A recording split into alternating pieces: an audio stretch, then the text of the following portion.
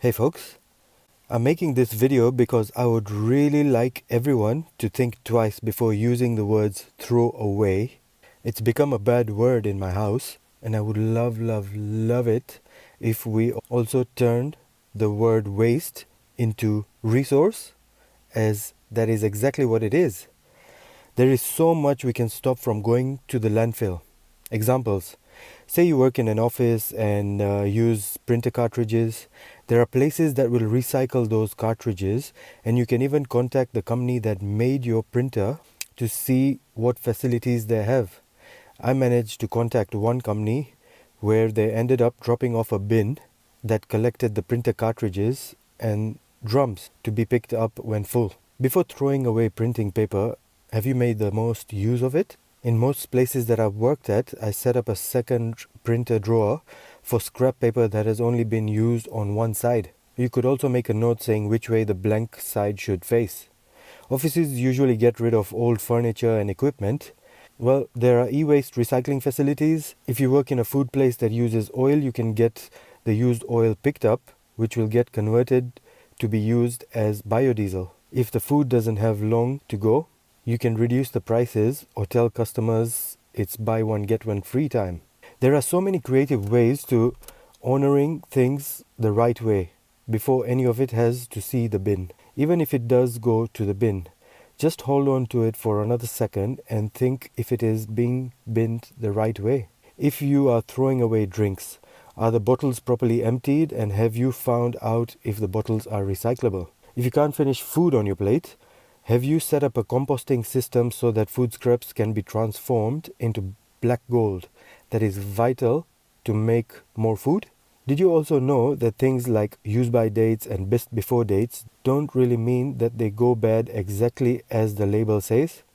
This is why there are groups like dumpster divers who find so much food thrown away just because of legislation and the company trying to protect themselves. You have other groups like FreeCycle and Pay It Forward, where people who don't need something give it away to people who need the same thing. You have the homeless who can always do with clothes, meals and drinks that don't need to go in the bin. If you set up a composting worm bin, you can feed the worms food scraps apart from meat mostly.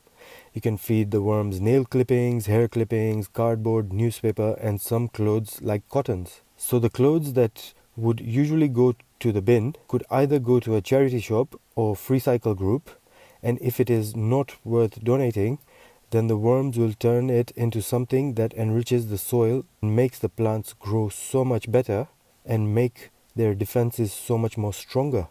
Before you throw away electronics, try take it to a repair cafe.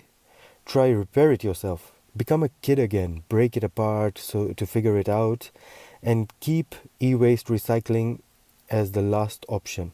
Why I'm urging everyone to do this is because Mother Earth has done nothing but given us so much.